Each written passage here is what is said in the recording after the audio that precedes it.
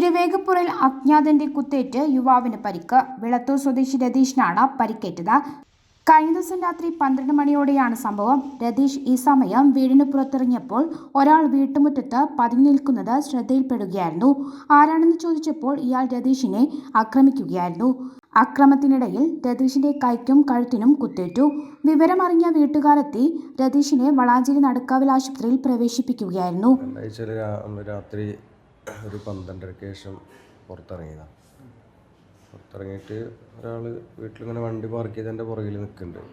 അവിടെ അടുത്തേക്ക് ചെന്നപ്പോൾ പെട്ടെന്ന് കയ്യിലുള്ള എന്തോ വെച്ചിട്ട് വീശി.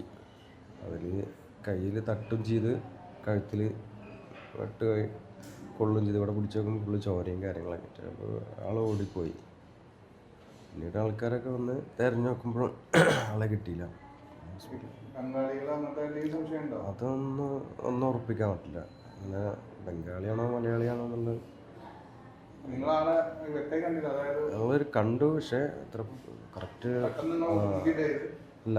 ഇത് വീശിയത് കത്തി പോലത്തെ എന്തോ വെച്ച് വീശി. അതിൽ കയ്യായിട്ട് തട്ടിയാണ്.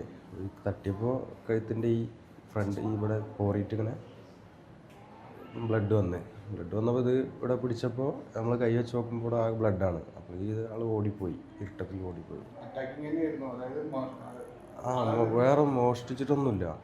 ഇല്ല, വണ്ടിയുടെ പുറകിൽ നിൽക്കരുത്. അപ്പോൾ നമ്മൾ വണ്ടിയുടെ എന്തെങ്കിലും ഈ വണ്ടി മോഷണം എന്താണെന്നുള്ളത് നമ്മൾ നോക്കുമ്പോൾ എടുത്തെത്തിയതും എടുത്ത് വീശി. കാറ്.